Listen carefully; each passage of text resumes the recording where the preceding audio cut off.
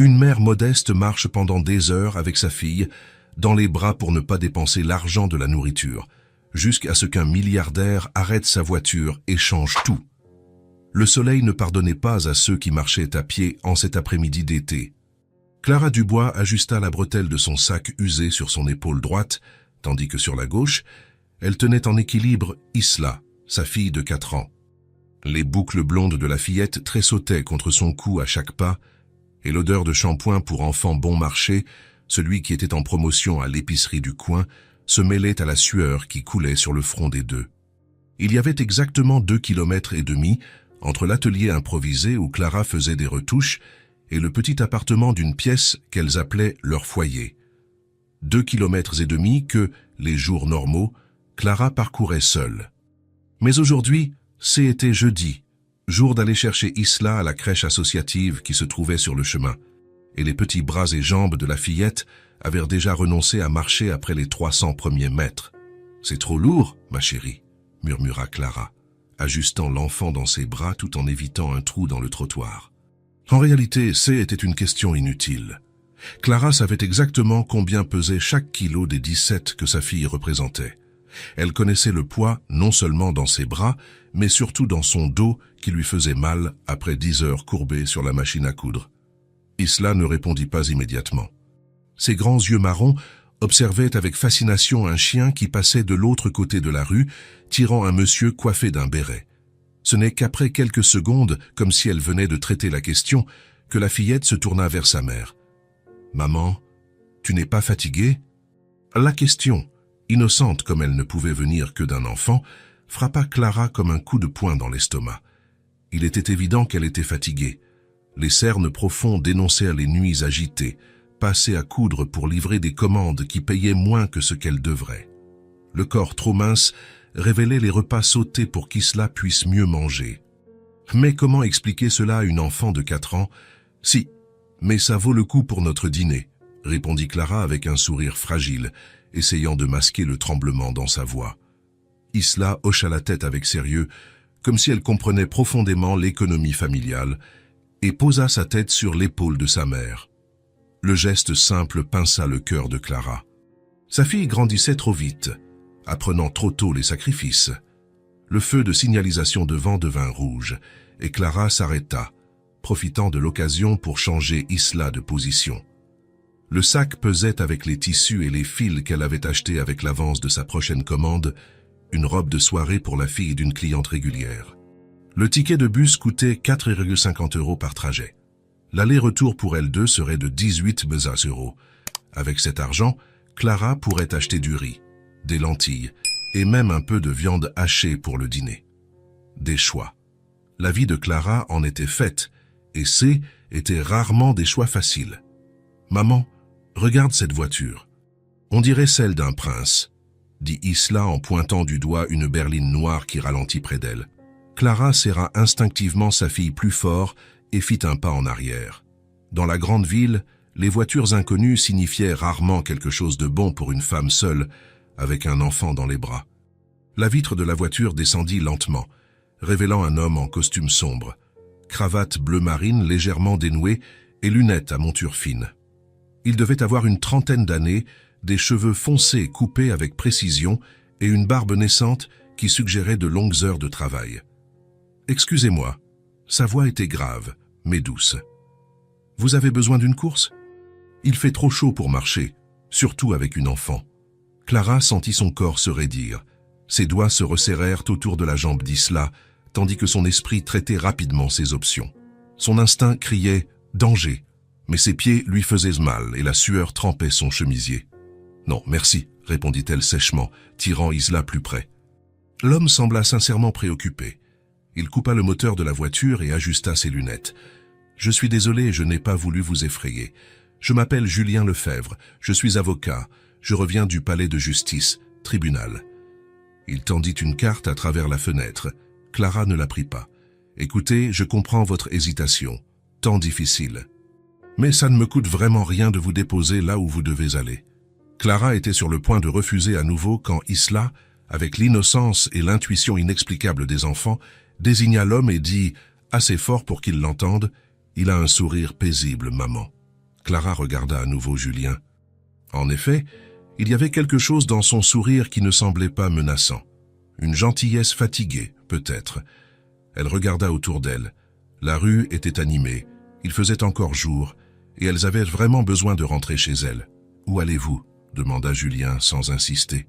« Le Marais Joyeux, un quartier simple en périphérie, » répondit Clara, mentionnant le quartier simple en périphérie. « Je peux vous y déposer sans problème. Je vais vers le centre-ville, c'est sur mon chemin. » Après quelques secondes d'hésitation supplémentaire, Clara hocha finalement la tête. « Très bien, merci. » Julien sortit de la voiture et ouvrit la porte arrière pour elle. Clara entra la première, installant Isla sur ses genoux et posant son sac à côté. L'intérieur de la voiture était impeccablement propre, sentait le cuir neuf et un léger arôme de café. « Ceinture de sécurité, s'il vous plaît », rappela gentiment Julien, retournant à sa place sur le siège conducteur. Clara obéit, ajustant la ceinture autour d'elle et d'Isla. La climatisation fut comme un baume après la chaleur de la rue. Isla laissa échapper un soupir de soulagement qui fit presque sourire Clara.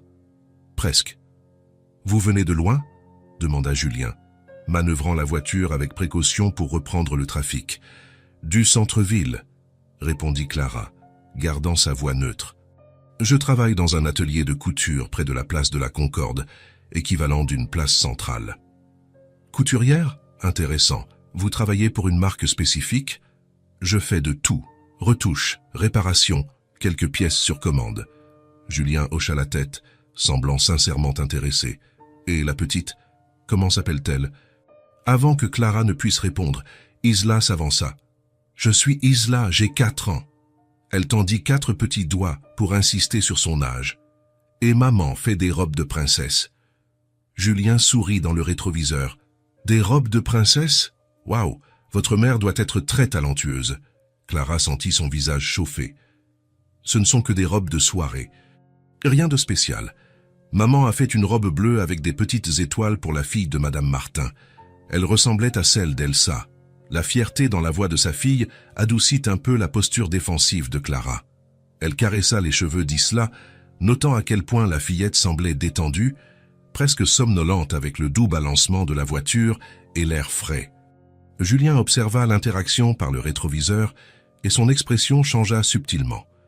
Il y avait quelque chose dans les mains calleuses de Clara, dans la manière dont son chemisier simple et délavé contrastait avec le soin évident avec lequel elle coiffait les cheveux de sa fille. De petits détails qui racontaient une histoire plus grande. La voiture s'arrêta à un autre feu et Julien remarqua qu'Isla se tenait le ventre. Un bruit presque imperceptible échappa de la fillette, le son indubitable d'un estomac vide. « Vous avez déjà déjeuné ?» demanda-t-il avec prudence. Clara se raidit à nouveau. « Nous rentrons à la maison maintenant. » Julien regarda l'horloge sur le tableau de bord. Il était plus de 3 heures de l'après-midi. Il y a un petit restaurant simple juste à côté. Ils servent des repas à emporter à un prix raisonnable. Eh bien, j'ai faim et ce serait un plaisir de vous inviter, si ça ne vous dérange pas. Nous n'avons pas besoin de votre charité, répondit Clara automatiquement, les mots sortant plus durement qu'elle ne le souhaitait. Julien sembla surpris. Ce n'est pas de la charité, c'est de la gratitude, pour m'avoir tenu compagnie dans les embouteillages. Je conduis trop seul ces derniers temps. Clara était prête à refuser à nouveau quand l'estomac d'Isla gargouilla plus fort. Et la fillette la regarda avec ses yeux énormes, brillants d'espoir. « J'ai faim, maman », murmura-t-elle, comme si c'était un secret entre elles deux. Ce fut ce murmure qui fit fondre les dernières défenses de Clara, pas pour elle, mais pour Isla. Sa fille n'avait mangé qu'un pain beurré et une banane au petit déjeuner, et le goûter de la crèche N n'était pas substantiel. « D'accord », céda-t-elle finalement, « mais c'est seulement pour aujourd'hui. » Le soulagement sur le visage d'Isla valait chaque gramme de fierté ravalée. Julien sourit et changea de direction, s'engageant dans une rue latérale. « C'est tout près. Cuisine familiale. Rien de sophistiqué, mais très bonne. » Le restaurant était exactement comme il l'avait décrit. Simple, propre, avec des tables en bois et un comptoir où l'on pouvait choisir entre 5 ou 6 options de plats. L'odeur de la cuisine familiale fit protester l'estomac de Clara, lui rappelant qu'elle-même n'avait pas mangé depuis le matin de la veille. Ils s'assirent à une table près de la fenêtre. Isla, soudain timide, se cacha partiellement derrière le bras de sa mère tout en observant l'endroit avec des yeux curieux. « Vous pouvez choisir ce que vous voulez », dit Julien, tout en examinant le menu écrit à la main sur un tableau noir au mur. Clara hésita, regardant les prix.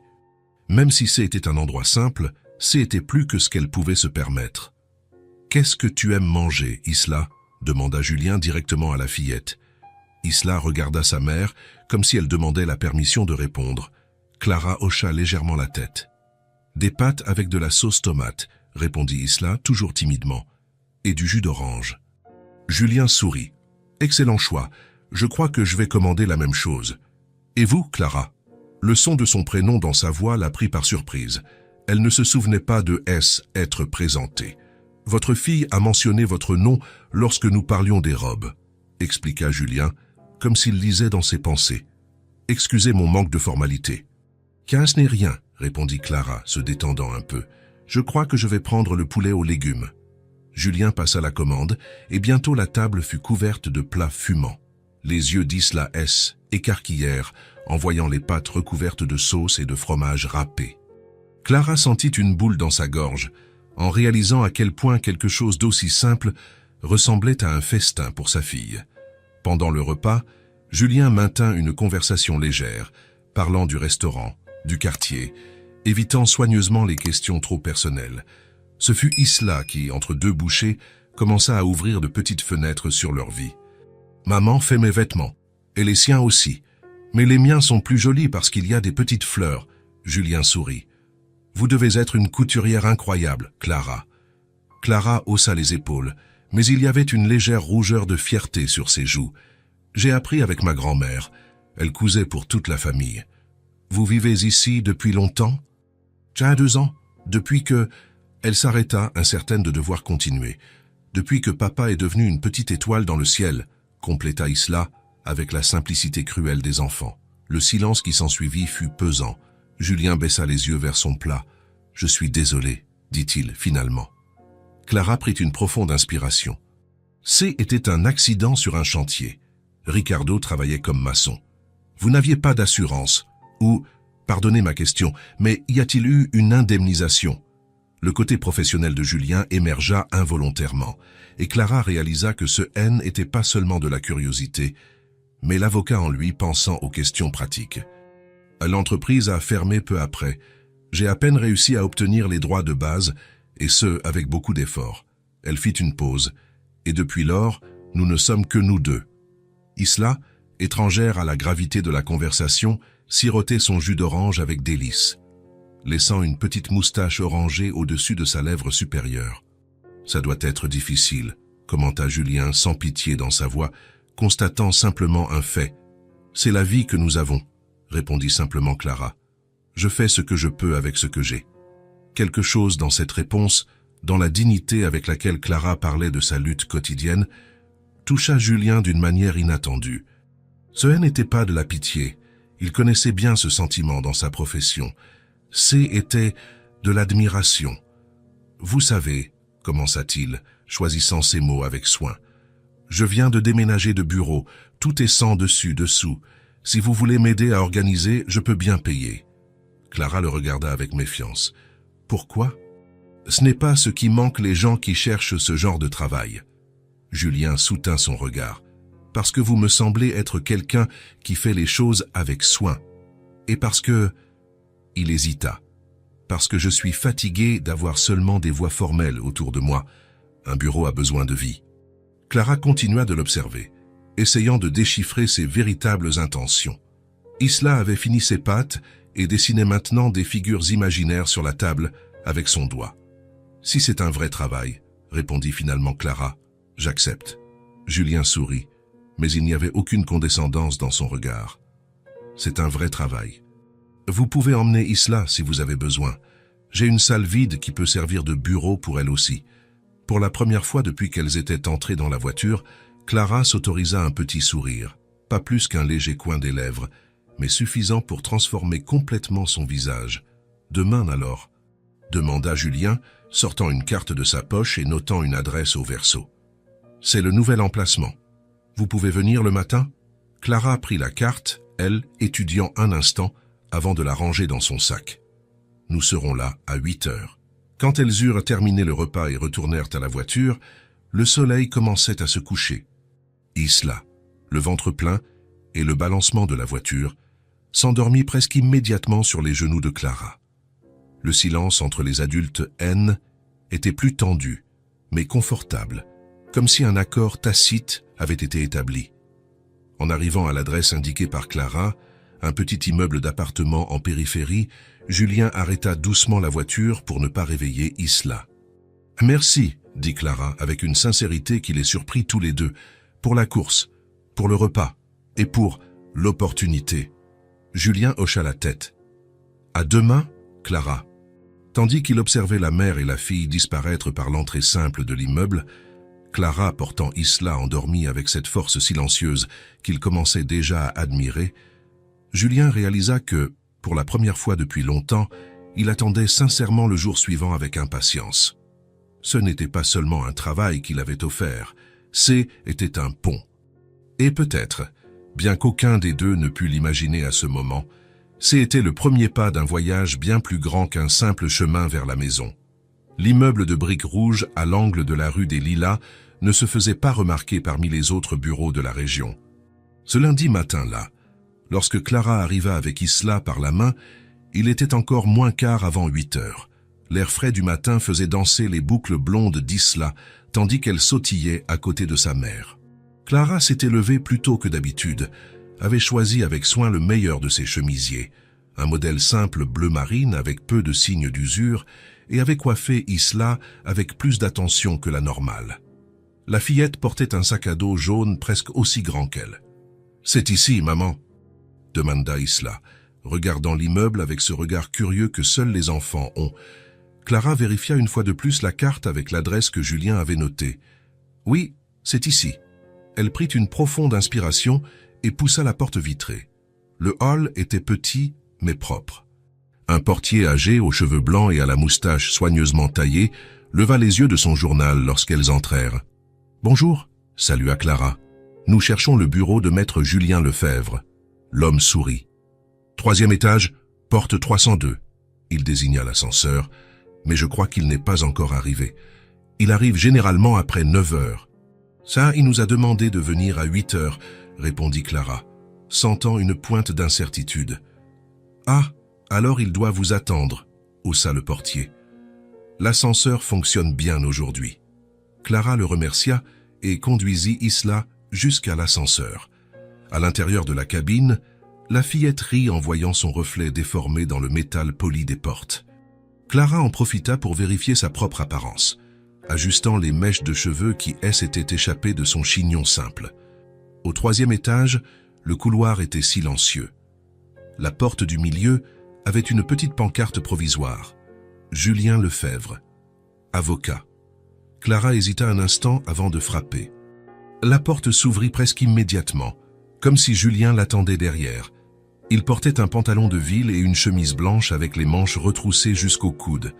Ses cheveux étaient encore humides, et l'odeur de café frais échappait du bureau. « Ponctuel », sourit-il. « Bonjour, Clara. » Puis, s'abaissant un peu, il sourit à Isla. « Et bonjour à vous aussi, mademoiselle Isla. » La fillette se cacha partiellement derrière la jambe de sa mère, une timidité soudaine s'emparant d'elle. « Bonjour », répondit Clara formellement. « J'espère que nous ne sommes pas trop en avance. »« Pas du tout. Entrez, je vous en prie. » Julien fit un pas de côté, leur permettant de passer. L'intérieur du bureau était un chaos organisé. La pièce principale était envahie de boîtes en carton empilées, des étagères vides appuyées contre les murs et de documents dans des dossiers éparpillés sur une grande table au centre. Comme vous pouvez le voir, Julien gesticula vers le chaos autour de lui. Je n'ai pas exagéré en disant que j'avais besoin d'aide pour l'organisation. La lumière du matin entrait par les larges fenêtres, révélant des particules de poussière dansant dans l'air. C'était un grand espace, avec le potentiel d'être accueillant, mais qui ressemblait pour l'instant plus à un entrepôt. « Je n'ai pas encore ouvert au public », expliqua Julien, tout en les conduisant à travers la pièce. « Nous allons d'abord organiser, juste nous ici. » Il montra une petite cuisine annexe, où une cafetière travaillait diligemment, et un couloir qui menait à 2 autres salles. Celle-là sera ma salle privée, pour les réunions confidentielles. Il désigna la porte à droite. Et celle-ci. Il ouvrit la porte à gauche, révélant une salle plus petite, mais également lumineuse. J'ai pensé que ça pourrait être votre espace de travail, Clara. Et il y a de la place pour Isla aussi, si elle veut. La salle était vide, à l'exception d'une table simple et de 2 chaises. Elle était propre, avec une fenêtre qui donnait sur une petite cour intérieure. Clara sentit quelque chose d'étrange dans son estomac. Peut-être de la gratitude, peut-être de l'appréhension. « J'aime la fenêtre », commenta soudain Isla, s'approchant de la vitre pour observer quelques oiseaux qui s'étaient posés sur le rebord. Julien sourit. « Moi aussi, le soleil de l'après-midi y entre. » Il se tourna vers Clara. « Si vous préférez rester dans la pièce principale, pas de problème. J'ai pensé que vous aimeriez peut-être un espace plus calme. »« C'est très bien, » répondit Clara, essayant de ne pas montrer à quel point elle était touchée par cette attention. « Nous pouvons commencer ?»« Bien sûr. » Julien hocha la tête. « Je vais vous montrer où se trouvent les archives et comment j'aimerais qu'elles soient organisées. Je dois être au tribunal à 10 heures, mais je vous expliquerai tout avant de partir. » Pendant les 2 heures suivantes, Julien expliqua patiemment son système d'archivage. Ça a été quelque chose de simple, mais efficace. Les dossiers organisés par type, puis par ordre chronologique. Il montra où se trouvèrent les fournitures de bureau, apprit à Clara à utiliser le téléphone fixe si quelqu'un appelait, et s'assura qu'Internet fonctionnait au cas où ils auraient besoin de chercher quelque chose. « Ces crayons et papiers sont pour vous, Isla, » dit-il, remettant à la fillette une petite boîte de matériel de dessin. « Pendant que votre mère travaille, vous pouvez être l'artiste officiel du bureau. » Les yeux d'Isla brillèrent. Elle prit la boîte avec une prudence révérencieuse, comme si c'était un trésor. « Je peux dessiner ce que je veux ?»« J'ai absolument tout ce que vous voulez, » confirma Julien avec sérieux. « En fait, ce serait un honneur d'avoir vos œuvres pour décorer cet endroit. » Clara observa l'interaction avec un mélange de gratitude et de prudence. La gentillesse de Julien envers Isla semblait sincère, mais des années de lutte avaient appris à Clara à toujours s'attendre à ce que la vie demande un prix pour les bonnes choses. « Je dois y aller maintenant, » annonça Julien, regardant sa montre. Il enfila sa veste et ajusta sa cravate. « Je reviens après le déjeuner. Il y a un restaurant au coin qui livre. Le menu est dans le tiroir du bureau. Commandez ce que vous voulez, tout est réglé avec eux. » Clara commença à protester, mais Julien était déjà à la porte. « Mon portable est noté à côté du téléphone. Pour toute question, il suffit d'appeler. » Il sourit une dernière fois. « Merci d'être ici. » Et puis il sortit, laissant la mère et la fille seules au milieu du chaos organisé de papiers et de boîtes. Pendant quelques instants, le silence sembla oppressant. Clara regarda autour d'elle, sentant le poids de la responsabilité. Julien avait confié son bureau, ses documents, à une quasi-inconnue. « Maman », la voix d'Isla interrompit ses pensées. « Je peux dessiner ici ?» Elle désigna un coin de la pièce principale, où le soleil formait un carré parfait sur le sol. « Oui, ma chérie, mais fais attention à ne rien salir et ne touche à aucun papier, d'accord ?» Isla hocha la tête solennellement et s'installa dans son petit coin de soleil, étalant les crayons de couleur et commençant immédiatement à tracer des formes sur le papier blanc. Clara prit une profonde inspiration et se mit au travail. Elle avait toujours eu un instinct naturel pour l'organisation, une capacité à trouver de l'ordre dans le chaos. Elle commença par séparer les boîtes par contenu, puis organisa les documents en piles par type de dossier. Le temps passa sans qu'elle s'en rende compte. Les mains de Clara travaillaient avec la même précision qu'elle cousait, traitant chaque papier avec soin, comme s'il s'agissait d'un morceau de tissu délicat. De temps en temps, elle s'arrêtait pour vérifier Isla, qui continuait absorbée dans son monde de couleurs et de formes. Vers 11h30, le téléphone sonna, les surprenant toutes les deux. Clara hésita avant de répondre, incertaine de la manière de se présenter. « Cabinet de maître Julien Lefebvre », dit-elle finalement, la voix légèrement tremblante. « Clara ?» C'est Julien. Sa voix semblait lointaine, avec le bruit typique d'un couloir de tribunal en arrière-plan. « Tout va bien là-bas ?»« Oui, pas de problème. répondit-elle, se sentant étrangement soulagée d'entendre sa voix. « J'ai déjà organisé la plupart des archives administratives. »« Parfait. Je ne pourrai pas rentrer pour le déjeuner comme prévu. Le juge a prolongé la session. Vous avez commandé à manger ?»« Pas encore. S'il vous plaît, commandez. Le numéro 5 du menu est très bon. Je reviens dès que je peux. » Avant que Clara ne puisse protester, Julien avait raccroché. Elle regarda le téléphone pendant quelques secondes, un sentiment étrange grandissant en elle. Ce haine n'était pas de la méfiance, exactement, mais quelque chose proche de l'incrédulité. Des gens comme Julien Lefebvre, qui donnaient simplement sans rien exiger en retour, n'existaient pas dans son monde. « C'est était qui, maman ?» demanda Isla, levant les yeux de son dessin, quelque chose qui ressemblait à une maison avec de nombreuses fenêtres colorées. C'est était Maître Lefebvre. Il a dit qu'il serait en retard. « Ça a été gentil », déclara Isla avec la confiance absolue que seuls les enfants possèdent. Il a l'air de raconter de bonnes histoires. Clara ne répondit pas. Au lieu de cela, elle ouvrit le tiroir et trouva le menu mentionné. Après quelques minutes de délibération, elle commanda le fameux numéro 5, un plat de poulet aux légumes et riz, à partager avec Isla. Lorsque la nourriture arriva, elles firent une petite pause. Elles s'assirent par terre, utilisant une des boîtes vides comme table improvisée. Le poulet était tendre, les légumes bien assaisonnés. Isla mangea avec appétit, racontant entre deux bouchées les dessins qu'elle était en train de faire. « C'est le bureau », expliqua-t-elle, montrant un des papiers. « Et ici, c'est toi qui ranges les papiers. Et ça, c'est oncle Jus au tribunal qui se dispute avec le juge. » Clara faillit s'étouffer avec le jus. « Isla, il ne se dispute pas avec le juge, il défend les gens. » Isla haussa les épaules, comme si c'était la même chose, et retourna manger. Clara ne put s'empêcher d'esquisser un petit sourire. Après le déjeuner, elles retournèrent au travail. Clara trouva une boîte particulièrement lourde qui contenait des livres juridiques. Elle commença à les organiser sur une des étagères, essayant de les regrouper par thème, bien qu'elle ne connaisse pas grand-chose au droit. L'après-midi avançait et le soleil changeait de position, projetant des ombres allongées sur le sol du bureau. Isla, fatiguée de dessiner, jouait maintenant tranquillement avec quelques trombones, les transformant en petites sculptures abstraites. Le silence du bureau n'était pas oppressant comme Clara l'avait initialement imaginé. Il y avait quelque chose de confortable dedans, quelque chose qui permettait à ses pensées de s'écouler pendant que ses mains travaillaient machinalement. Sans la pression constante des commandes de couture, sans l'inquiétude immédiate de comment payer le loyer ou acheter de la nourriture, elle se surprit à penser à des possibilités qu'elle n'avait pas considérées depuis longtemps. Peut-être, avec un travail stable, elle pourrait enfin mettre Isla dans une meilleure école. Ou peut-être pourrait-elle économiser pour une formation technique pour elle-même. Le son de la porte s'ouvrant interrompit ses rêveries. Julien entra, l'air fatigué. Sa cravate était lâche et il portait un dossier épais sous le bras.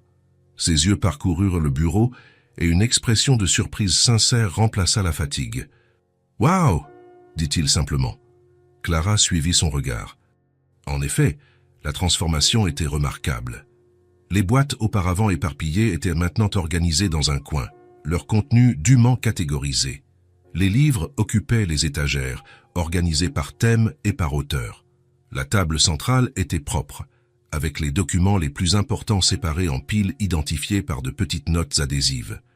Et sur les murs, dans une bande à hauteur des yeux d'Isla, étaient fixés avec du ruban adhésif environ 10 dessins colorés.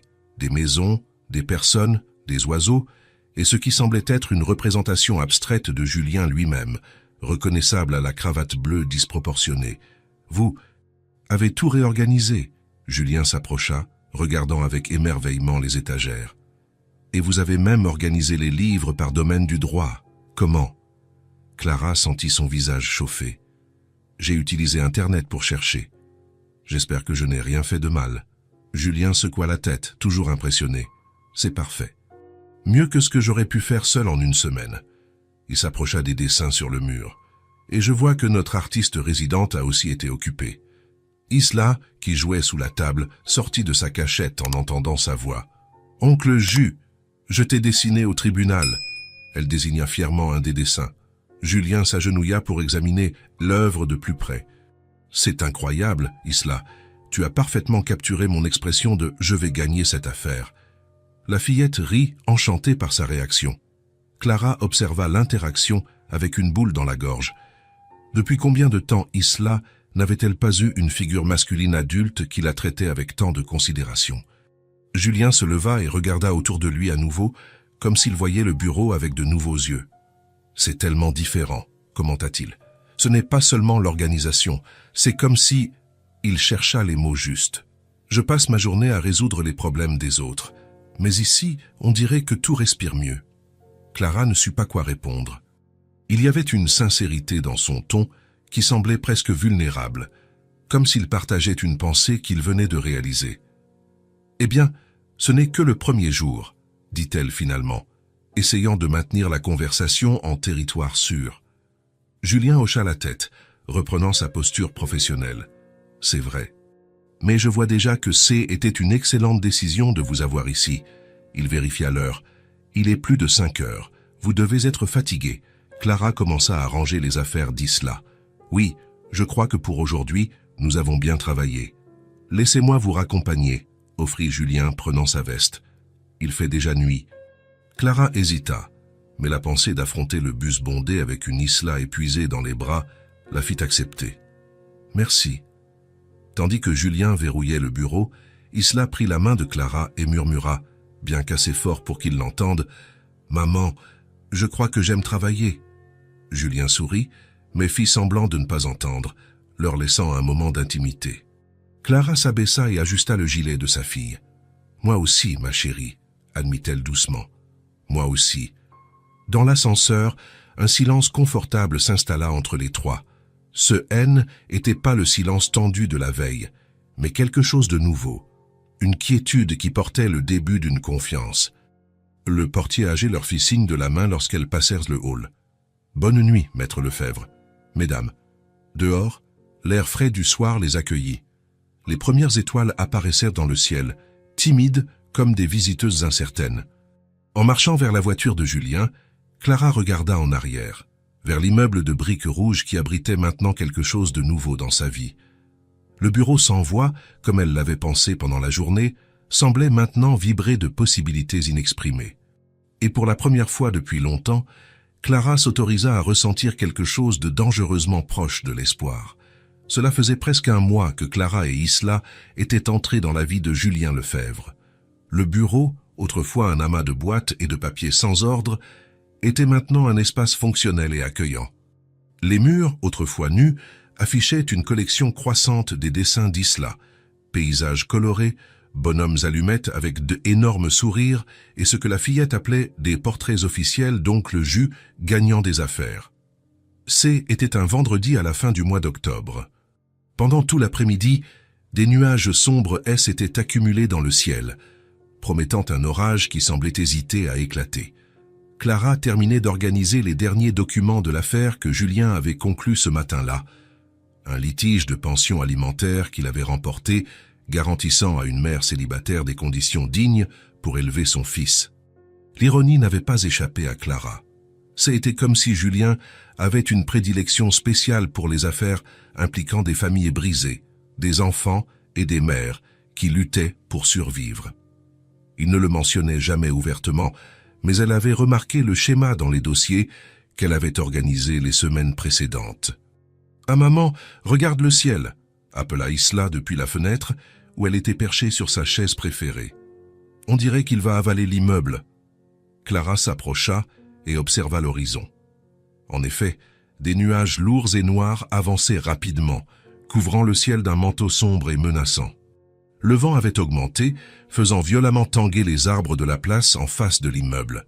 « Il vaut mieux que nous partions avant qu'il ne pleuve fort », commenta Clara, commençant à ranger les affaires d'Isla dans le sac à dos jaune qui avait maintenant une place permanente dans le coin de la pièce.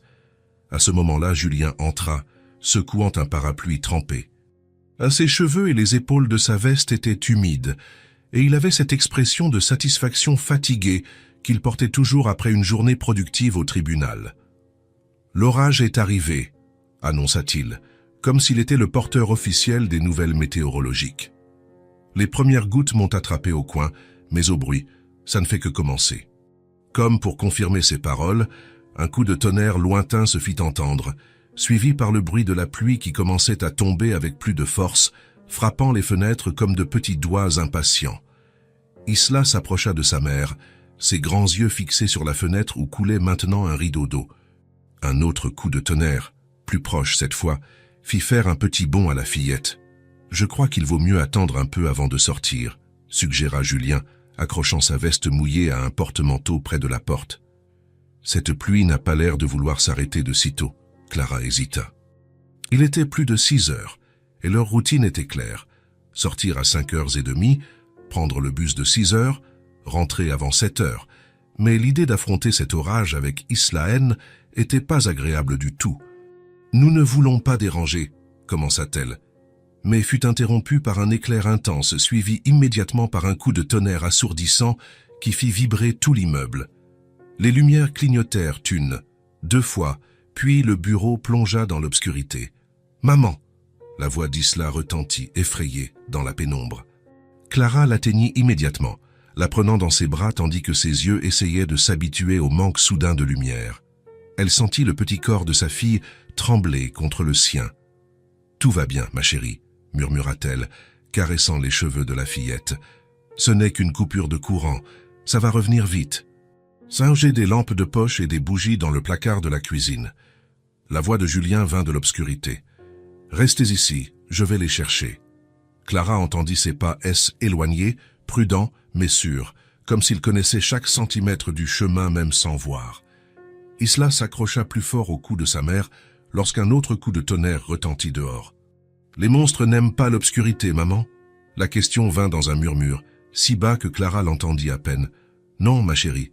En fait, les monstres ont très peur de l'obscurité, » improvisa Clara, sentant son cœur se serrer. « C'est pourquoi ils n'apparaissent jamais quand il fait vraiment noir. »« Vraiment ? C'est absolument vrai, » confirma Clara, déposant un baiser sur le front de sa fille. « Ils préfèrent se cacher les nuits comme celle-ci. » Un petit faisceau de lumière apparut, illuminant le couloir qui menait à la cuisine. Julien revint, tenant une lampe de poche et portant un paquet de bougies. « J'ai trouvé le kit d'urgence, » annonça-t-il, posant les choses sur la table centrale.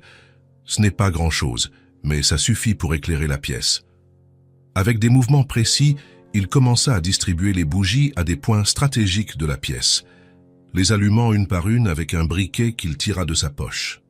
Au fur et à mesure que de petites flammes apparaissaient ici et là, le bureau prenait une illumination dorée et vacillante, créant une ambiance presque magique. Isla observait fascinée, ses yeux reflétant les petites lumières comme des miroirs enchantés. La peur initiale semblait laisser place à une sorte de émerveillement.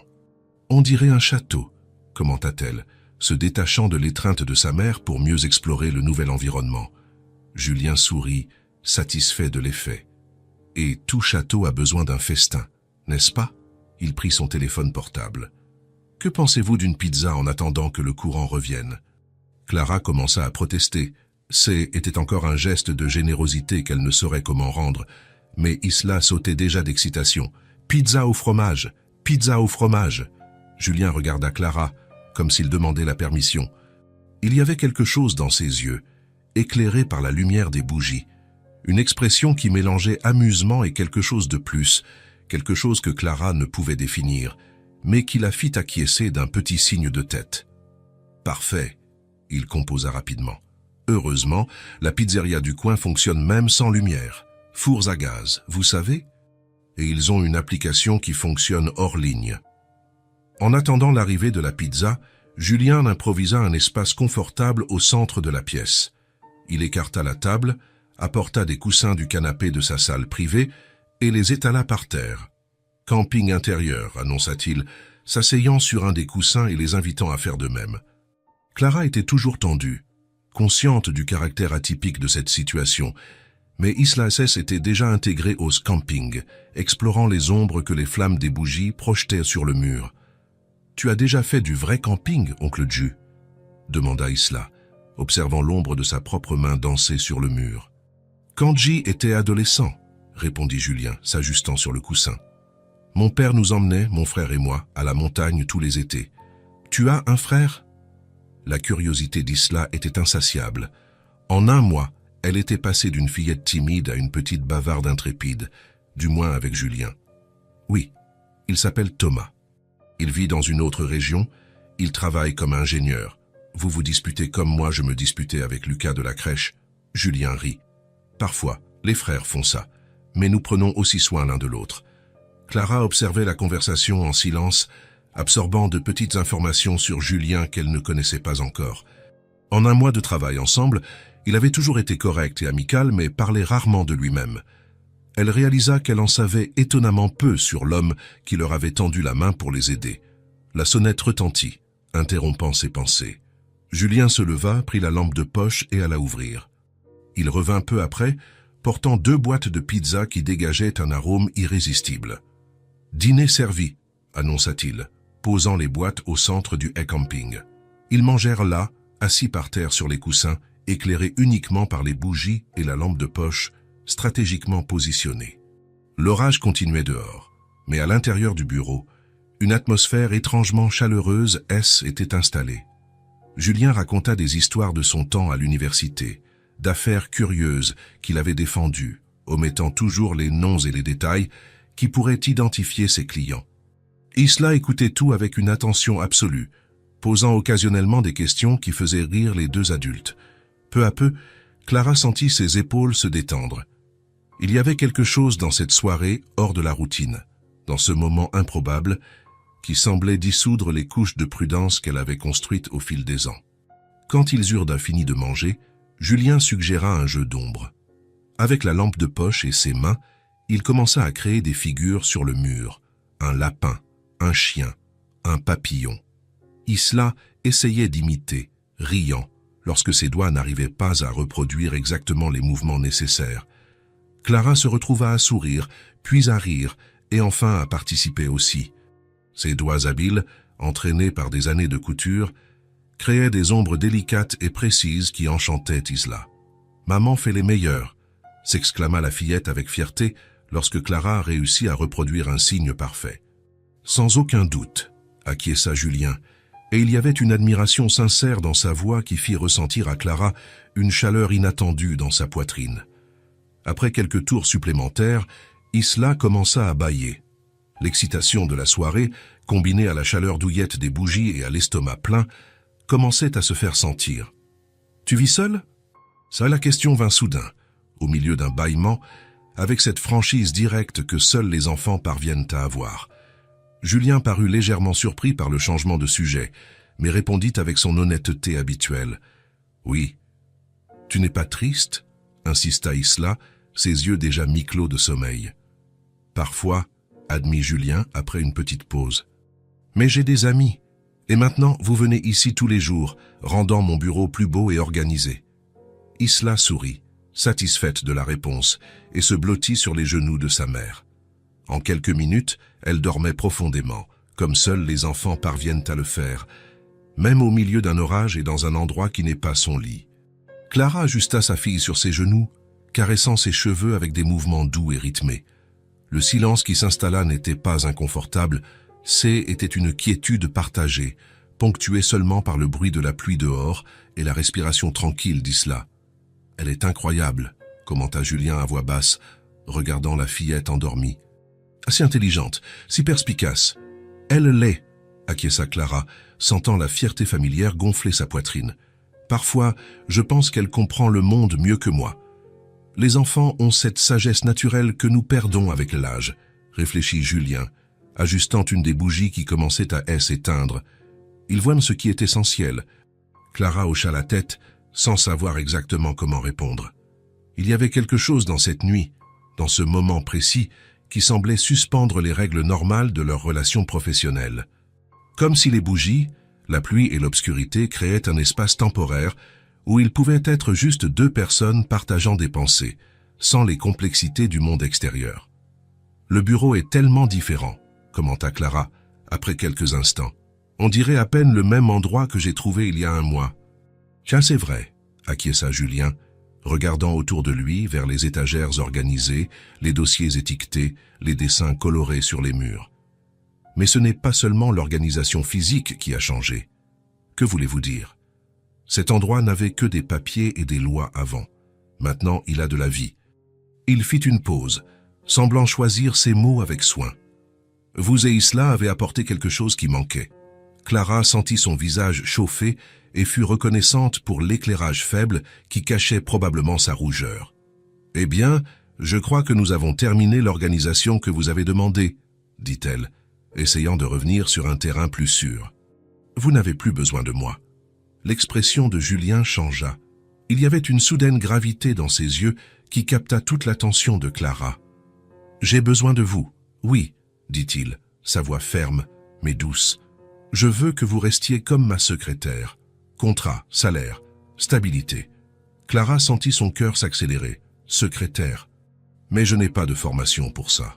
Je suis couturière, je ne connais rien au droit ou... » « Vous avez appris plus sur mon système d'archivage en 1 mois que ma dernière secrétaire en 1 an, » interrompit Julien doucement. « Vous êtes organisée, efficace, discrète. Et Isla fait déjà partie de la décoration officielle du bureau. » Il sourit, regardant la fillette endormie. Ce serait dommage de séparer l'artiste de sa galerie. Clara ne savait pas quoi dire. L'offre était tentante, plus que tentante, CE était une planche de salut. Un emploi stable, avec un contrat de travail, signifierait une assurance maladie pour Isla, la possibilité de louer un meilleur appartement, peut-être même d'économiser pour l'avenir. « Vous n'avez pas besoin de répondre maintenant, » ajouta Julien, percevant son hésitation. « Réfléchissez calmement. Mais sachez que l'offre est sérieuse. » Clara regarda sa fille endormie sur ses genoux, si petite, si confiante que sa mère résoudrait tout, qu'il y aurait de la nourriture sur la table. Un toit au-dessus de leur tête, un avenir. Elle sentit une certitude grandir en elle. « J'accepte, » dit-elle simplement. Le sourire de Julien illumina son visage plus que n'importe quelle bougie n'aurait pu le faire. « Parfait, nous préparerons le contrat lundi. » Il fit une pause, comme s'il hésitait à dire ce qui allait suivre. « Et si tout continue bien, vous ferez une formation. Cela m'aidera encore plus. » Une formation d'assistante juridique. C'est rapide, pratique. Avec ce que vous avez déjà appris ici, ce serait presque une formalité. Et cela vous ouvrirait plus de portes. Clara sentit quelque chose étendre en elle. Quelque chose qu'elle n'avait pas ressenti depuis longtemps. Ça était comme si un horizon entièrement nouveau s'ouvrait devant elle. Non seulement la survie, mais la croissance. Non seulement exister, mais avancer. Possibilité. C était ce qu'elle ressentait. La possibilité d'un avenir différent. D'une vie qui ne serait pas seulement une lutte constante contre le courant. La pluie continuait de tomber dehors, frappant les fenêtres avec sa musique irrégulière. À l'intérieur du bureau, éclairé par la lueur vacillante des bougies, 3 personnes formaient un tableau improbable. Une enfant endormie, rêvant d'ombre sur le mur. Un homme qui offrait bien plus qu'un emploi.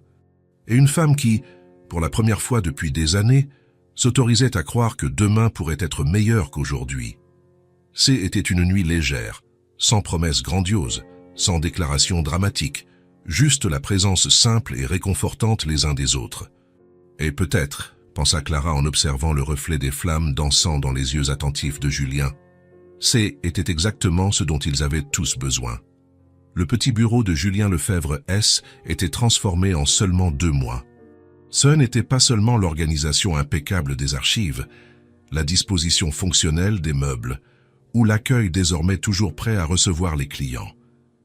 Était quelque chose de plus subtil, de plus profond. Le bureau avait gagné une âme. Un mercredi matin, Julien arriva plus tôt que d'habitude. Il apportait un sac coloré qu'il déposa sur le bureau de Clara avec un sourire énigmatique.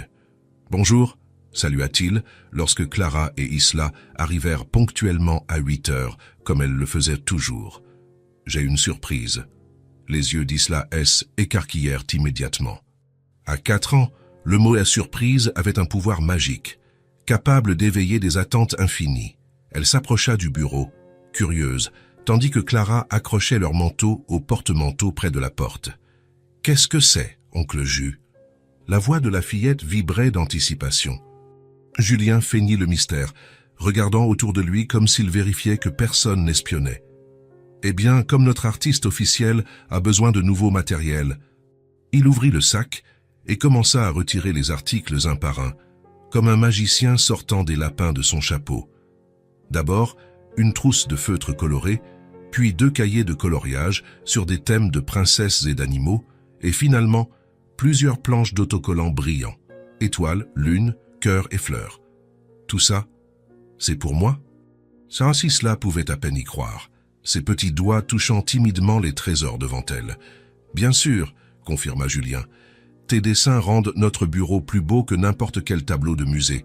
Les artistes ont besoin de bons matériaux. » Clara observait la scène avec un mélange de gratitude et de malaise. Chaque petit geste de Julien envers Isla la touchait profondément, mais la faisait aussi se sentir redevable. Depuis qu'elle avait commencé à travailler officiellement comme secrétaire, avec un contrat et un salaire juste, elle insistait pour maintenir une ligne claire entre la relation professionnelle et personnelle. Mais Julien, avec sa générosité naturelle, brouillait fréquemment cette ligne. Julien, ce haine n'était pas nécessaire, commença-t-elle, mais fut interrompue par l'explosion de joie d'Isla, qui étreignait déjà les feutres comme s'ils étaient un trésor précieux. « Merci, oncle Jus. » La fillette sauta jusqu'à lui et étreignit ses jambes fortement. « Je vais faire le plus beau dessin du monde pour toi. » Julien rit, s'accroupissant pour se mettre à sa hauteur. « J'ai hâte de voir ça. Mais il y a une condition. » Isla le regarda, soudain sérieuse. « Laquelle ? » « Ce cahier ici, Il désigna un des cahiers de coloriage, qui avait un petit fermoir et une clé en plastique. « Est spécial. C'est ton journal d'artiste. Dedans, tu peux dessiner ce que tu veux, des choses rien qu'à toi. Et personne ne peut regarder sans ta permission. Ni moi, ni ta mère. C'est ton espace secret. » Les yeux de la fillette brillèrent à l'idée d'avoir un espace rien qu'à elle, un endroit où ses pensées et ses dessins seraient protégés. Elle prit le cahier avec révérence, passant ses doigts sur la couverture décorée d'étoiles argentées. « Mon cahier d'étoiles », murmura-t-elle, enchantée. Clara sentit une boule dans la gorge. Julien ne donnait pas seulement des cadeaux matériels. Il offrait quelque chose de beaucoup plus précieux. Le respect de l'individualité d'Isla, la reconnaissance que même à 4 ans, elle méritait son propre espace, ses propres choix. Ce matin-là, pendant que Clara répondait aux appels téléphoniques et organisait l'agenda de Julien, Isla transforma son coin du bureau en un véritable atelier. Elle étala ses feutres, ouvrit le cahier de coloriage d'animaux et travailla avec une concentration surprenante pour quelqu'un d'aussi petit. De temps en temps, elle levait les yeux pour observer Julien qui travaillait à son bureau en révisant des documents, ou Clara qui tapait sur l'ordinateur. Vers 11 heures, alors que Julien se préparait à partir pour une audience, Isla l'aborda avec une question inattendue. « Oncle Jus, tu aides tout le monde ?» Julien, qui ajustait sa cravate devant le petit miroir sur le mur, se tourna, surpris. « Comment ça, Isla ? Tu nous as aidés ?» expliqua la fillette, tenant un feutre bleu. « Et tu aides les gens qui viennent ici tristes et qui repartent heureux. Tu aides tout le monde ?» Julien sourit, pensif. « J'essaie, » répondit-il avec simplicité. « Je ne réussis pas toujours, mais j'essaie. » Isla traita l'information avec sérieux. Puis, avec cette logique cristalline des enfants, elle posa la question à laquelle aucun adulte n'avait pensé. « Et qui t'aide, toi ?» Le sourire de Julien vacilla un instant. Quelque chose passa dans ses yeux. Une ombre, une vulnérabilité que Clara, observant la scène depuis son bureau, n'avait jamais remarquée auparavant. Ce ne fut qu'une seconde, mais cela révéla des couches de l'homme qu'elle ne connaissait pas encore. « C'est une bonne question, Isla, » répondit-il finalement. « Je vais y réfléchir pendant que je serai au tribunal. » Il partit peu après, emportant avec lui la question innocente et profonde de la fillette. L'après-midi, lorsque Julien revint, il semblait plus silencieux que d'habitude. Il avait gagné l'affaire, expliqua-t-il brièvement à Clara, mais quelque chose dans son expression suggérait que ses pensées étaient ailleurs. Après le départ du dernier client de la journée, alors que Clara organisait son bureau pour partir et qu'Isla rangeait soigneusement ses nouveaux feutres dans la trousse, Julien rompit finalement le silence. « Tu sais, » commença-t-il, s'asseyant sur la chaise en face du bureau de Clara, « j'ai pensé à la question d'Isla toute la journée. » Clara leva les yeux, attendant qu'il continue. « J'ai passé tellement de temps à m'occuper des autres que j'ai oublié de m'occuper de moi, » admit-il, avec une honnêteté qui les surprit tous les deux. « Mon appartement est vide depuis des années. Je me souviens à peine de la dernière fois où j'ai pris de vraies vacances. Ma vie, c'est ce bureau, les tribunaux, les problèmes des autres. » Il y avait une vulnérabilité brute dans sa confession, comme si la simple question d'une enfant de 4 ans avait enlevé un masque qu'il portait depuis si longtemps qu'il avait oublié qu'il était là. « Mais vous avez ramené quelque chose. » Il regarda autour de lui, vers le bureau maintenant décoré des dessins colorés, vers les feutres rangés dans le coin du bureau, vers les petites étoiles autocollantes qu'Isla avait soigneusement collées à des endroits stratégiques de l'espace. Clara ne sut pas quoi dire.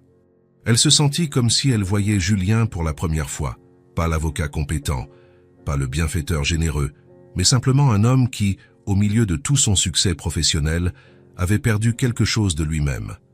Isla, qui n'y prêtait apparemment pas attention, s'approcha soudain et posa une feuille de papier sur le bureau, entre les deux adultes. C'était un dessin simple. 3 bonhommes allumettes, un grand, un moyen et un petit, tous se tenant la main, tous souriant sous un soleil jaune brillant. « C'est nous », expliqua-t-elle, désignant chaque figure. « La famille du bureau. » Julien regarda le dessin pendant un long moment. Puis, avec un sourire qui semblait contenir autant de joie qu'une tristesse indéfinissable, il toucha légèrement la main d'Isla. « C'est le plus beau dessin que j'ai jamais vu, » dit-il, et sa voix contenait une émotion qui allait bien au-delà des simples mots. C'était une après-midi tranquille au bureau. L'hiver commençait déjà à se faire sentir dans les rafales froides qui frappèrent les fenêtres, les faisant vibrer légèrement. Clara organisait quelques archives, tandis qu'Isla, assise à sa petite table spéciale dans le coin de la pièce, travaillait concentrée sur son cahier d'étoiles. La fillette avait pris l'habitude de dessiner quotidiennement, créant un registre coloré de ses impressions sur le monde. 3 mois s'étaient écoulés depuis que Clara avait commencé à travailler officiellement comme secrétaire de Julien. Sa vie avait changé de manière significative. Elle parvenait maintenant à payer le loyer sans retard, acheter de nouveaux vêtements pour Isla, sans avoir à choisir entre cela et la nourriture du mois, et avait même commencé à économiser une petite somme tous les mois, une épargne modeste, mais qui représentait quelque chose qu'elle n'avait pas eu depuis des années, la sécurité. Julien entra dans la pièce principale, revenant d'une réunion avec un client. Il semblait pensif avec cette expression que Clara avait déjà appris à reconnaître. Il analysait un problème, le retournant dans tous les sens dans son esprit, cherchant des solutions. « Monsieur Bernard est déjà parti ?» demanda Clara, levant les yeux des archives. « Oui » répondit Julien, posant sa mallette sur le bureau. « Affaire compliquée, litige de garde. Le père veut des droits de visite, mais a disparu pendant 4 ans. » Clara hocha la tête, reportant son attention sur les papiers. Les affaires familiales la mettaient toujours mal à l'aise, touchèrent des points sensibles qu'elle préférait ne pas examiner de trop près. Julien s'approcha, hésitant. Il semblait vouloir dire quelque chose, mais ne trouvait pas les mots justes, une rareté pour quelqu'un d'aussi articulé au tribunal. « Avez-vous d'autres engagements pour aujourd'hui ?» demanda-t-il finalement. « Non. Seulement Madame Lemoine à 4 heures pour cette révision contractuelle. » Julien hocha la tête, puis tira une chaise et s'assit près de son bureau. Il y avait un sérieux sur son visage qui fit que Clara posa son stylo sur le bureau et lui accorda toute son attention. « Clara, j'ai réfléchi, » commença-t-il, la voix basse pour qu'Isla n'entende pas. « Ça, nous travaillons ensemble depuis des mois, mais il y a un sujet que vous n'avez jamais abordé et que j'ai évité de demander. » Le cœur de Clara s'accéléra. Il y avait plusieurs sujets qu'elle évitait. Son passé, ses peurs, ses difficultés, mais quelque chose dans son ton indiquait un sujet spécifique. « Avez-vous déjà pensé à demander une pension au père d'Isla ?» Les mots tombèrent comme des pierres dans le lac calme que Clara avait soigneusement construit autour d'elle. Elle sentit son visage chauffer et ses mains cherchèrent instinctivement le bord du bureau, comme si elle avait besoin de s'ancrer à quelque chose de solide. « Il a disparu », répondit-elle, la voix plus dure qu'elle ne le souhaitait. Il n'a jamais voulu savoir. Julien ne détourna pas le regard, mais son expression s'adoucit. « Je comprends, et je respecte complètement votre décision de ne pas en parler. Mais en tant qu'avocat travaillant en droit de la famille, je me sens obligé de mentionner au moins ceci. Le fait qu'il ne veuille pas savoir N élimine pas ses obligations légales. Clara se renversa sur sa chaise, un mélange d'émotions traversant son visage. Malaise, honte, un soupçon de colère. « Ce n'est pas si simple », murmura-t-elle, jetant un regard rapide à Isla, qui continuait heureusement absorbée dans ses dessins. « Il y a des complications. Il y en a toujours », acquiesça Julien doucement. « Mais il a une obligation. Je peux vous aider, si vous le souhaitez. » Quelque chose dans la manière dont il prononça ces 3 derniers mots, « si vous le souhaitez », toucha profondément Clara.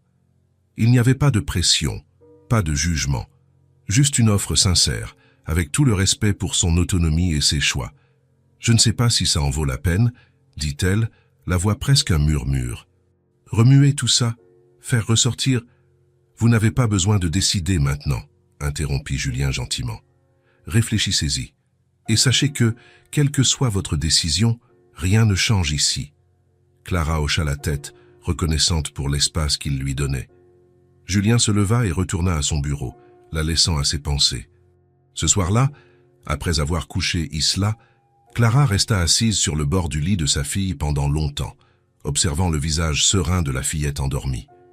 La conversation avec Julien avait déterré des souvenirs et des sentiments qu'elle avait évités pendant des années. Ricardo Dubois, le nom de famille est adapté, n'était pas le père biologique d'Isla, comme elle l'avait laissé croire à Julien. C était son beau-père, l'homme qui l'avait aidé à élever la fillette depuis ses premiers mois. Quand il mourut dans l'accident de construction, Isla n'avait que 2 ans, et à toute fin pratique, C était la seule figure paternelle qu'elle avait connue. Il était plus facile de laisser penser que Ricardo était le père biologique que d'expliquer la vérité compliquée. Le véritable père d'Isla était Henri Moreau, un collègue de travail de Clara de l'époque où elle était vendeuse dans un magasin de vêtements.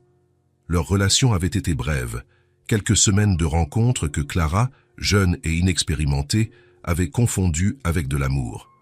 Lorsqu'elle découvrit la grossesse et le dit à Henri, sa réaction fut claire. Il ne voulait pas d'enfant, ne voulait pas de responsabilité, ne voulait pas d'elle. Il disparut simplement. Changea d'emploi, changea de numéro, évanoui dans la nature. Clara, à l'époque âgée de seulement 20 ans, sans soutien familial et effrayée, fit face à la grossesse seule. Elle rencontra Ricardo quelques mois après la naissance d'Isla, et il les embrassa toutes les deux comme si elles étaient sa propre famille, jusqu'à ce que l'accident le leur enlève. Clara passa sa main dans les cheveux blonds d'Isla, si semblables à ceux d'Henri. La fillette méritait mieux. Elle méritait tout ce que Clara pouvait lui offrir, y compris ce qui lui revenait de droit. Le lendemain matin, elle arriva au bureau plus tôt que d'habitude. Julien était déjà là, révisant des documents. Il leva les yeux lorsqu'elle entra, surpris de la voir sans Isla. « Bonjour » salua-t-il. « Tout va bien ?»« J'ai laissé Isla à la crèche plus tôt aujourd'hui » expliqua Clara. « J'avais besoin de vous parler avant que la journée ne commence. » Julien hocha la tête et désigna la chaise en face de lui. Clara prit une profonde inspiration et s'assit, les mains légèrement tremblantes. « J'ai réfléchi à ce que vous avez dit, à propos de la pension.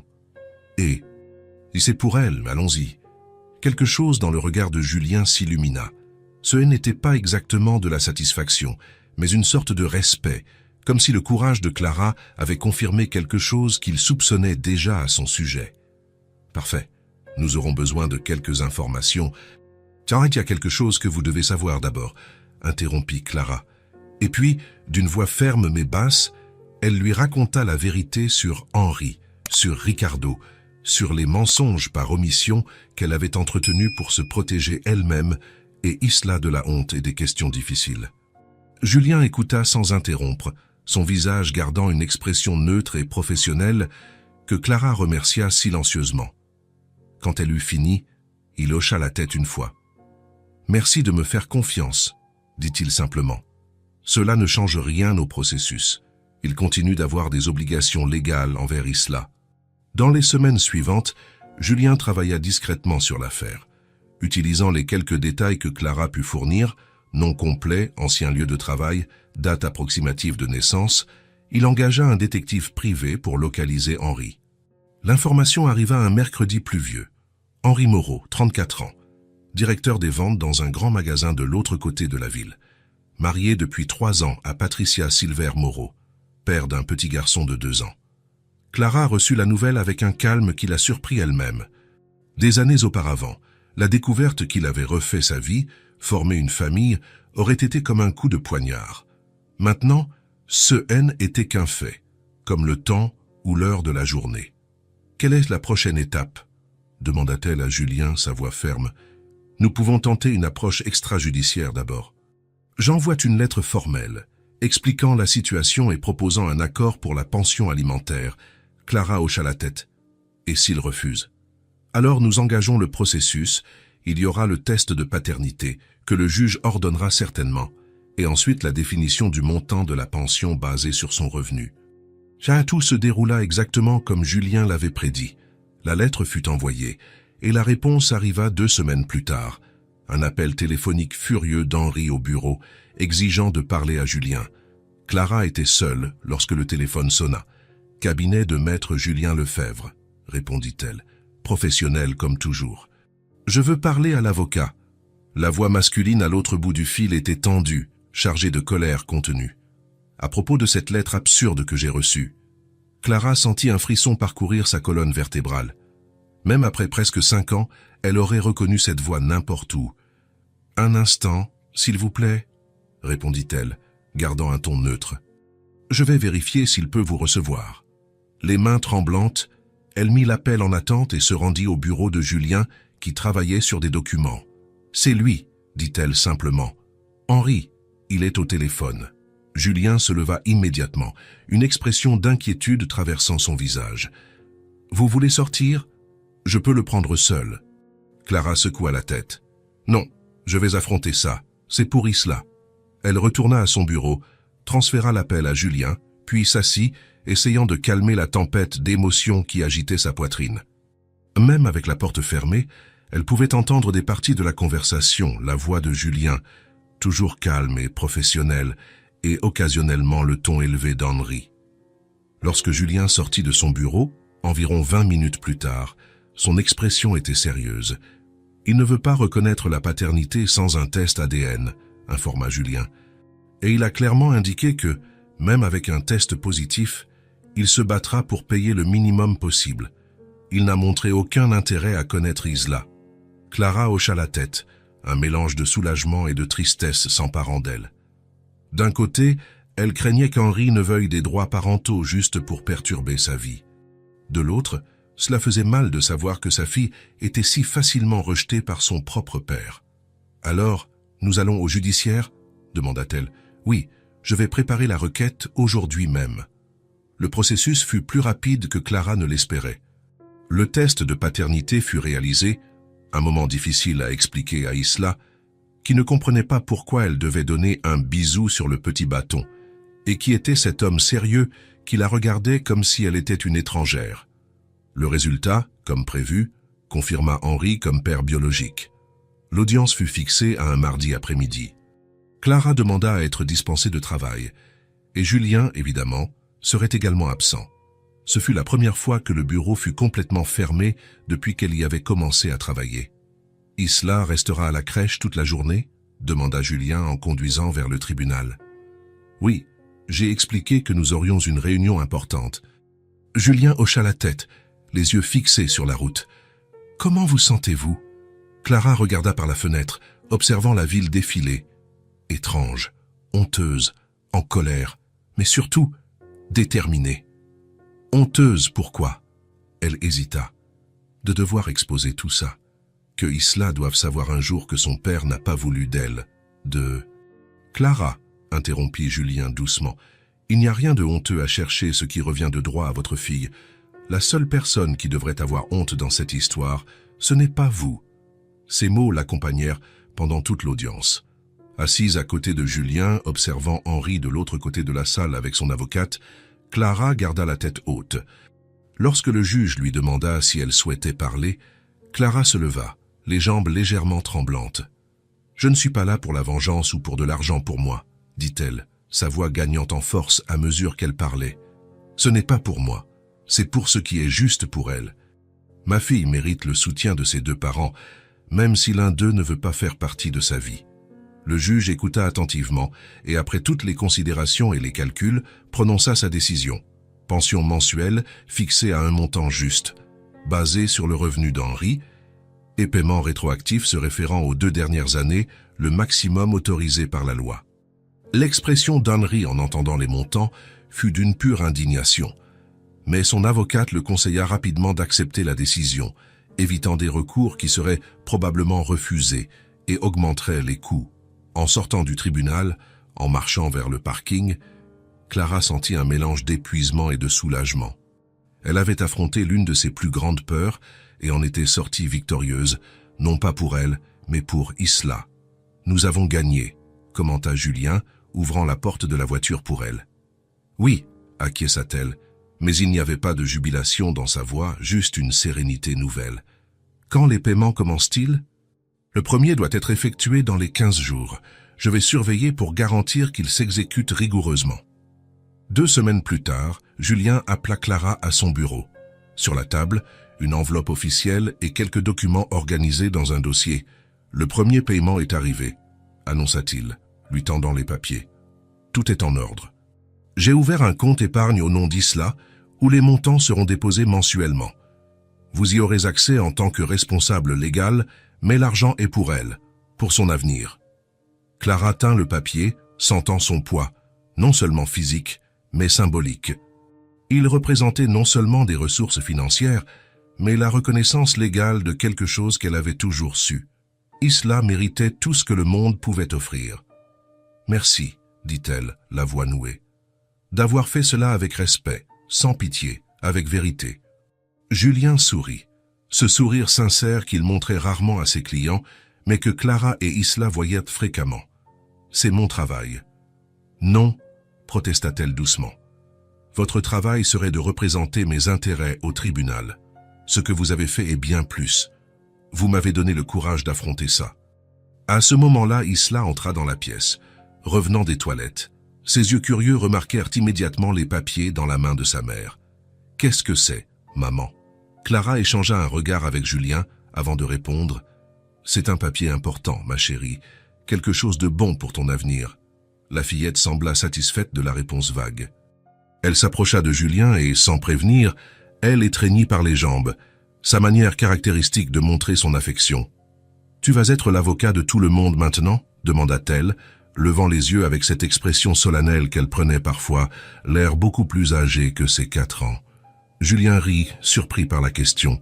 « Comment ça, Isla ?»« Ça, tu as aidé maman. Tu aides les gens qui viennent ici tristes. Je pense que tu devrais aider tout le monde. » Il y avait une simplicité profonde dans la logique de la fillette, une vérité élémentaire qui fit sourire à la fois Clara et Julien. « Je ne peux pas aider le monde entier, petite, » répondit Julien, s'accroupissant pour se mettre à sa hauteur. « Mais je promets d'essayer d'aider autant de personnes que je peux. » Clara les observa tous les deux, sentant une vague de gratitude si intense qu'elle faillit la déséquilibrer. Sa vie avait complètement changé en quelques mois, non seulement financièrement, mais émotionnellement. Là où il n'y avait auparavant que lutte et survie, il y avait maintenant des possibilités, du soutien, peut-être même de l'espoir. « Je sais », s'exclama soudain Isla, les yeux brillants d'une idée. « Je vais te dessiner en super-héros, avec une cape et tout. » Avant que Julien ne puisse répondre, la fillette courait déjà vers son coin spécial, impatiente de matérialiser sa nouvelle vision artistique. Clara et Julien échangèrent un regard et rirent ensemble, un rire léger, partagé, qui semblait nettoyer l'air de toute la tension des dernières semaines. Ce sujet que Clara n'abordait jamais avait finalement été affronté, et elle était sortie plus forte de l'autre côté.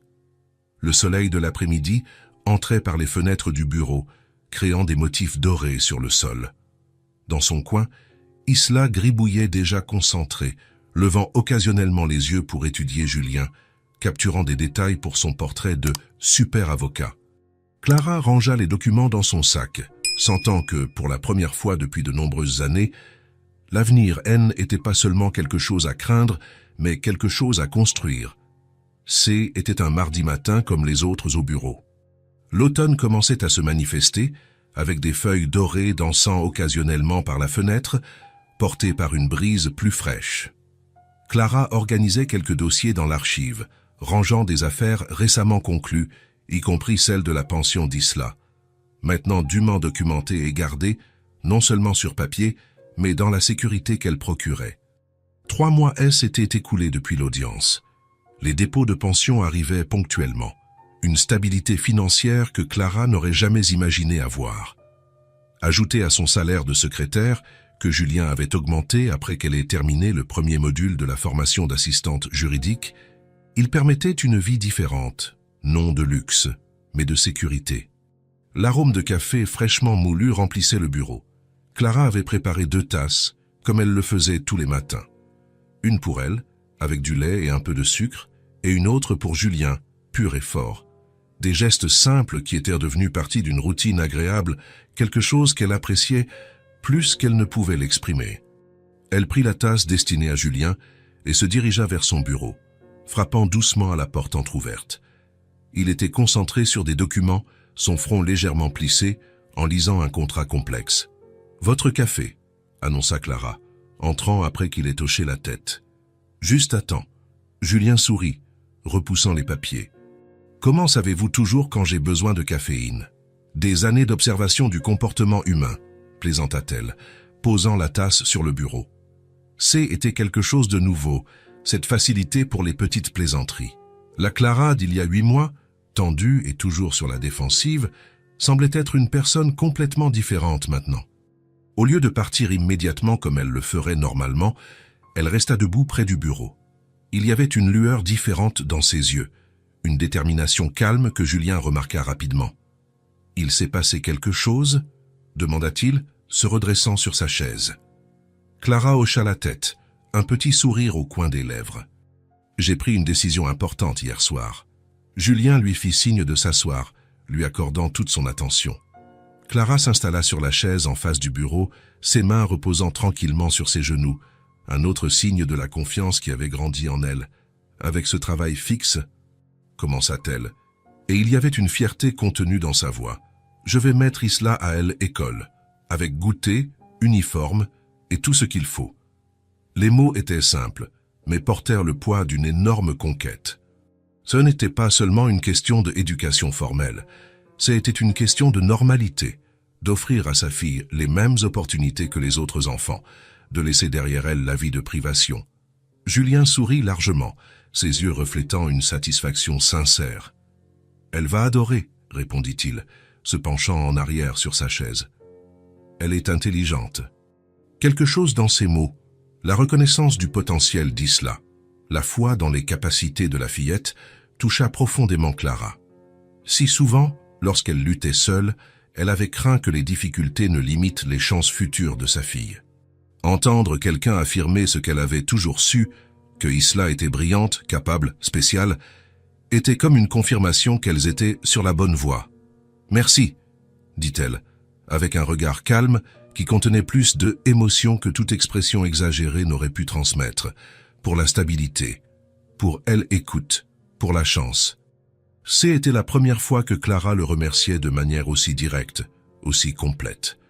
Non pour de petits gestes ou des gentillesses ponctuelles, mais pour la signification complète de ce que ces mois avaient représenté dans sa vie. Julien parut momentanément sans voix, touché par sa sincérité. « Vous avez mérité chaque partie de cela, Clara. Votre travail ici a été impeccable. Même ainsi, insista-t-elle doucement, beaucoup n'auraient pas donné la chance initiale. Vous avez regardé au-delà des circonstances. » Un moment de silence confortable s'installa entre eux. Julien prit une gorgée de café comme s'il avait besoin de cet instant pour traiter la conversation. « Vous avez déjà choisi l'école ?» te demanda-t-il finalement. « L'Institut Arc-en-Ciel », répondit Clara s'animant sur le sujet pratique. « Il a une excellente réputation, il est à 15 minutes de la maison, et le plus important, quand nous l'avons visité, Isla est tombée amoureuse de l'endroit. Quand commence-t-elle ? Le mois prochain. J'ai déjà réussi à économiser pour l'inscription et le matériel initial, et avec la pension, je peux maintenir les mensualités sans problème. » Le téléphone à la réception sonna, interrompant la conversation. Clara se leva, retournant au travail, tandis que Julien restait assis quelques instants, observant la porte par laquelle elle était sortie. Un sourire réfléchi sur son visage. Les semaines suivantes se déroulèrent à un rythme constant et agréable. Le bureau maintenait sa routine. Clients entrant et sortant, délais respectés, archives organisées. Mais il y avait maintenant quelque chose de nouveau dans l'air. L'attente du premier jour d'école d'Isla.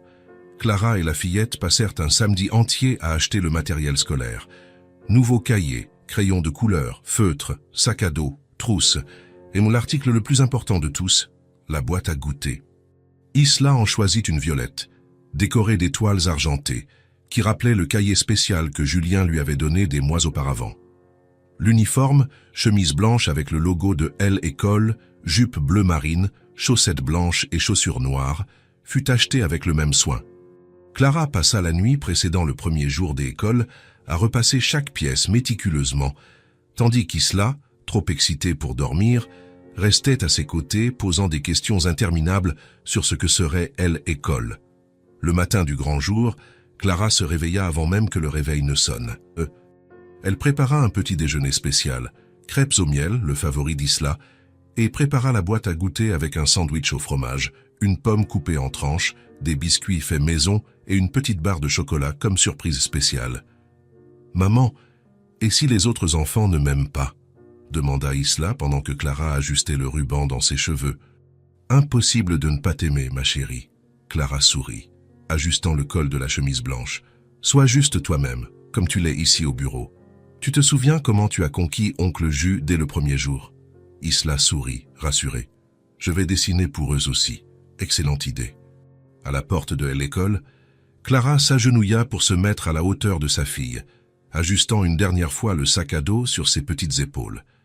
Elle avait une boule dans la gorge, non de tristesse, mais d'un mélange de fierté et de cette nostalgie inévitable de voir sa fillette grandir. « Souviens-toi, je viens te chercher à 12h30, juste ici à ce portail, » dit-elle, tenant les petites mains d'Isla. « Et après on va au bureau voir oncle Jus ? Oui, il est impatient de tout savoir sur ta première journée. » Avec une dernière étreinte serrée, Clara observa sa petite entrer par le portail coloré, la boîte à goûter des étoiles se balançant dans une main, tandis que l'autre faisait un signe d'adieu. Pendant un instant, elle resta immobile, absorbant cette image, sa fille, en uniforme, allant à l'école comme n'importe quel enfant normal. Une conquête si simple et si monumentale à la fois.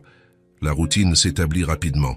Clara laissait Isla à l'école le matin, se rendait au bureau, travaillait jusqu'à midi, allait chercher sa fille, déjeunait ensemble, et ensuite, Isla l'accompagnait au bureau pendant l'après-midi, occupant son coin spécial avec devoirs et dessins. Julien observait cette nouvelle dynamique avec une satisfaction silencieuse. Il y avait quelque chose de profondément gratifiant à voir comment leur vie s'était transformée ces derniers mois, à savoir qu'il avait contribué, même partiellement, à ce changement. Isla, de son côté, s'épanouissait à l'école. Ses histoires pendant le déjeuner et l'après-midi étaient pleines de nouveaux amis, d'activités, de découvertes. Son vocabulaire élargissait, ses questions devenaient plus complexes, son monde s'ouvrait de manière qui enchantait Clara et Julien. Un mercredi après-midi, environ 2 mois après le début des cours, Isla arriva au bureau particulièrement agitée. Ses yeux brillaient d'excitation et elle tenait un papier coloré contre sa poitrine comme si était un trésor. « Oncle Jus est dans son bureau ?» demanda-t-elle à Clara dès qu'elles entrèrent. « Oui, mais il est avec un client, ma chérie. Tu devras attendre un petit peu. » Et Isla hocha la tête, s'asseyant à sa place spéciale, balançant impatiemment ses jambes, le papier toujours fermement tenu dans ses mains. Quand finalement la porte du bureau de Julien s'ouvrit et que le client sortit, elle sauta de sa chaise et courut là-bas, attendant à peine que l'homme termine de faire ses adieux. « Oncle Jus » appela-t-elle, entrant dans la pièce avec la familiarité de quelqu'un qui connaît bien l'espace. Julien leva les yeux des documents qu'il venait de signer, un sourire immédiat apparaissant sur son visage en voyant la fillette. « Bonjour, mademoiselle Isla. Comment s'est passée l'école aujourd'hui ? Super spécial !» s'exclama-t-elle, s'approchant du bureau. « J'ai quelque chose pour toi. » D'un geste solennel, Isla tendit le papier qu'elle avait gardé. Était une invitation colorée, décorée de fleurs en papier collé et de paillettes qui inévitablement se répandirent sur le bureau de Julien. « Invitation », annonça-t-elle avec fierté. « Spectacle à mon école, poème du printemps. Je vais parler sur scène. » Julien prit l'invitation avec le sérieux que le moment exigeait, l'examinant attentivement. L'événement aurait lieu le matin du vendredi suivant, à 10 heures, dans le petit auditorium de l'école. Ma maîtresse a choisi seulement 5 enfants pour réciter de la poésie, expliqua Isla, ses grands yeux fixés sur Julien, impatiente de sa réaction. Je vais être le printemps. Julien regarda l'invitation, puis Isla, et ferma finalement le dossier de documents sur lequel il travaillait. D'une voix ferme et décidée, il répondit « Je ne manquerai ça pour rien au monde ». Le sourire qui illumina le visage d'Isla valait plus que n'importe quel contrat qu'il aurait pu signer à ce moment-là. La fillette fit un petit saut de joie, puis étreignit Julien par le cou avant de courir montrer l'invitation à Clara, laissant une traînée de paillettes sur son passage. Plus tard, alors qu'Isla était absorbée par ses devoirs, Clara entra dans le bureau de Julien pour discuter de l'agenda de la semaine suivante. À propos de l'invitation d'Isla, commença-t-elle un peu hésitante. « Je sais que vous avez cette audience importante vendredi. Vous n'avez pas besoin de vous sentir obligé d'y aller. Elle comprendra. » Julien regarda Clara avec une expression sérieuse. « J'ai déjà reporté l'audience. J'ai parlé personnellement au juge Dupont. Je lui ai expliqué la situation. Il a des petits-enfants. Il a parfaitement compris. » Clara cligna des yeux, surprise. « Vous avez reporté une audience, Clara ?» dit Julien avec douceur. « Il y a des priorités dans la vie qu'un tribunal peut attendre. Une première sur scène n'en fait pas partie. » Elle ne sut quoi dire. Ça était un autre moment où Julien démontrait que son engagement envers elle allait au-delà du professionnel, au-delà de l'attendu, au-delà du nécessaire. « Merci » fut tout ce qu'elle réussit à murmurer avant de sortir. Le vendredi se leva ensoleillé, parfait pour une célébration du printemps. Clara aida Isla à s'habiller avec le costume spécial, une robe vert clair avec des applications de fleurs colorées, qu'elles avaient faites ensemble ces derniers jours, profitant des compétences de couture de Clara. « Tu crois qu'il y aura beaucoup de monde ?» demanda Isla pendant que sa mère lui tressait les cheveux, entrelaçant de petites fleurs artificielles entre les mèches blondes. « Quelques parents, des professeurs, les autres classes, répondit Clara. Mais tu ne devrais pas t'en faire pour ça. Concentre-toi juste sur ton poème et imagine que tu récites seulement pour moi et oncle Jus. La mention de Julien fit briller les yeux d'Isla. Il a promis qu'il viendrait. Et il tiendra sa promesse, assura Clara, donnant les dernières touches aux cheveux de sa fille. Elles arrivèrent à l'école en avance. Le petit auditorium était déjà en cours d'aménagement, avec des chaises disposées en rangées et une scène simple décorée de panneaux de fleurs et de papillons faits par les élèves. La maîtresse d'Isla l'emmena dans les coulisses, où les autres enfants qui participeraient au spectacle se réunissaient déjà, laissant Clara trouver une place dans le public. Elle choisit un siège dans la 3e rangée, gardant une place à côté pour Julien. Petit à petit, l'auditorium se remplit. Père, mère, quelques grands-parents, professeurs d'autres classes. Clara consulta sa montre nerveusement. Il ne restait que 10 minutes avant le début du spectacle et Julien N n'était pas encore arrivé. Lorsque la directrice s'approcha du petit pupitre pour lancer l'événement, Clara sentit son cœur se serrer. Lui serait-il arrivé quelque chose? Aurait-il été en retard à cause des embouteillages ou d'une urgence au bureau? C'est alors que la porte latérale de l'auditorium s'ouvrit et Julien entra discrètement. Il ne portait pas son habituel costume formel, mais un blazer marron simple sur une chemise bleu clair, sans cravate. Et dans la poche du blazer, une petite fleur jaune, un pissenlit, probablement cueilli en chemin. Ses yeux trouvèrent rapidement Clara dans la foule, et il se dirigea vers elle, s'excusant silencieusement auprès des autres parents en passant par la rangée. « J'ai cru que vous n'arriveriez pas à temps », murmura Clara lorsqu'il s'assit à côté d'elle. « Même le pire embouteillage de la ville ne me ferait pas rater ça, » répondit-il, s'ajustant sur la petite chaise des écoles, clairement faite pour des adultes de moindre stature. Le spectacle commença par une chanson chantée par toute la classe, suivie de petites récitations sur les saisons. Quand vint le tour du printemps, Isla entra sur scène avec des pas petits mais décidés, se positionnant au centre.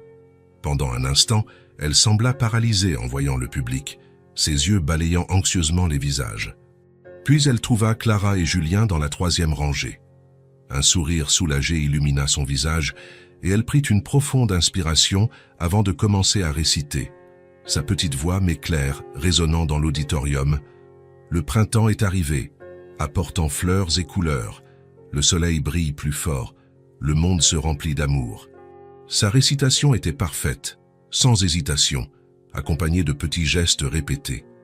Lorsqu'elle termina, il y eut une pause d'1 seconde avant que les applaudissements ne commencent. Un moment où tout le monde semblait absorber la douceur de cet enfant parlant de renouveau et d'espoir. Clara applaudit avec fierté, les larmes aux yeux. À côté d'elle, Julien applaudissait avec le même enthousiasme, un large sourire sur son visage. Quand Isla fit une révérence finale avant de quitter la scène, elle les regarda directement, ses yeux brillants de joie. Après le spectacle, en attendant qu'Isla sorte des coulisses, Julien semblait pensif. « À quoi pensez-vous » demanda Clara, remarquant son expression distante. « À quel point c'est nouveau pour moi » répondit-il honnêtement. « Je n'ai jamais assisté à un spectacle scolaire auparavant, ni en tant qu'élève. Mes parents étaient toujours trop occupés, et certainement jamais en tant qu'invité spécial d'une enfant. » Il y avait une vulnérabilité dans sa confession qui toucha profondément Clara. Avant qu'elle ne puisse répondre, Isla vint courir vers eux, toujours dans son costume de printemps, les yeux brillants d'excitation. « Vous avez vu ? J'ai tout bien dit. »« Nous avons vu, oui. » Clara sourit, s'abaissant pour l'embrasser. « Tu as été incroyable, mon amour. » Isla se tourna vers Julien, elle étudiant avec cette intensité qui surgissait parfois dans son regard, comme si elle essayait de déchiffrer quelque chose d'important. « C'est ta première fois dans un théâtre de école, n'est-ce pas ?» demanda-t-elle, surprenant à la fois Clara et Julien par sa perception. Julien s'agenouilla pour se mettre à sa hauteur, ajustant le pissenlit qui commençait à se flétrir dans sa poche. « Oui, c'est ça. Comment as-tu deviné ?» Isla haussa les épaules avec cette sagesse inexplicable des enfants. « Tes yeux étaient différents, comme quand on reçoit un cadeau surprise. » Julien sourit, touché par l'observation. « Tu as raison. Ça a été un cadeau pour moi d'être ici aujourd'hui. »« Alors tu vas garder ça pour toujours ?» affirma Isla, non comme une question, mais comme une certitude absolue. « Oui, je le ferai, » répondit Julien, sa voix plus douce que d'habitude.